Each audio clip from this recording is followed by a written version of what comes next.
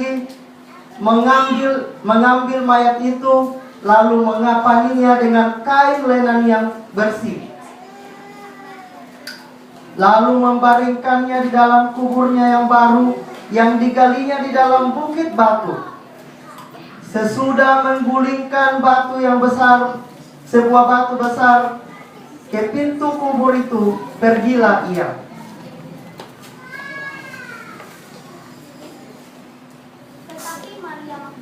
Tetapi Maria Magdalena dan Maria lainnya tinggal di situ, duduk di depan kubur itu. Keesokan harinya,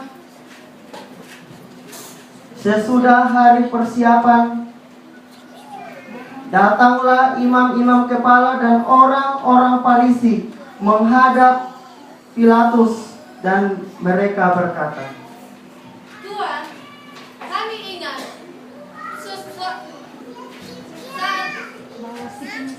si menyesat ini semasa waktu hidupnya berkata, sesudah 3 hari aku akan bangkit.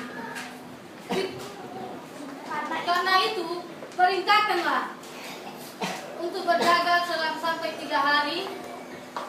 Jikalau tidak, maka murid-muridnya datang untuk mencuri dia."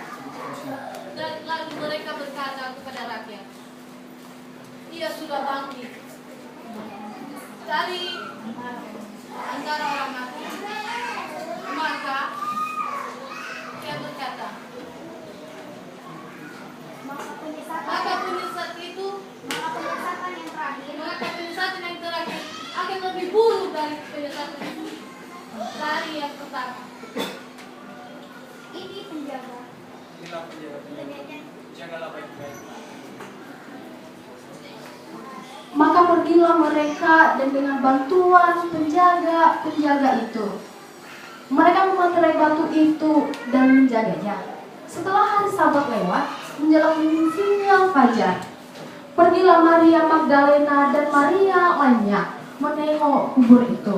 Maka terjadilah gempa bumi yang hebat, sebab seorang malaikat Tuhan turun dari langit dan datang ke batu itu dan menggulingkannya, lalu duduk di atasnya.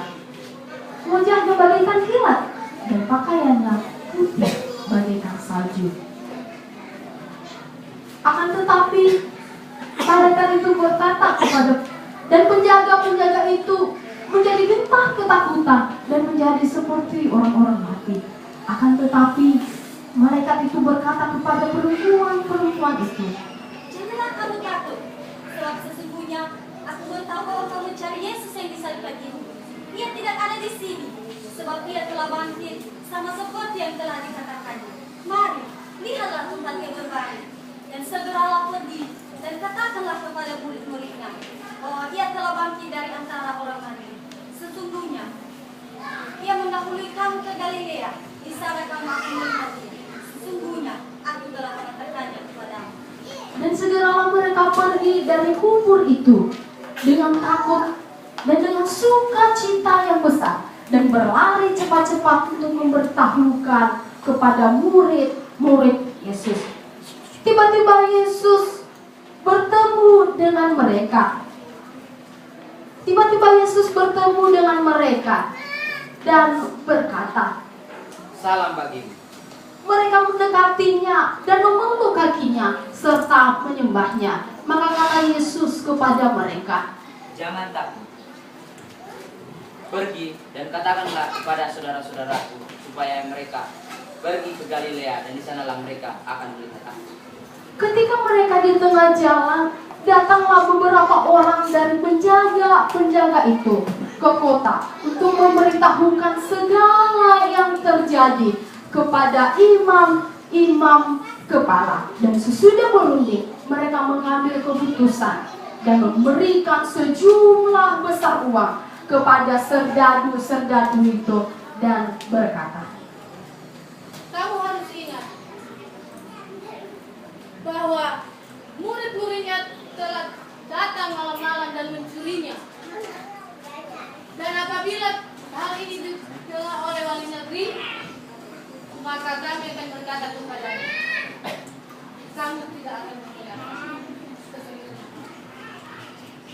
Dan mereka menerima uang itu dan berbuat seperti yang dipesankan kepada mereka. Dan cerita itu tersiar di antara orang Yahudi sampai sekarang ini. Dan ke-11 murid itu berangkat ke Galilea, ke bukit yang telah Yesus tunjukkan kepada mereka.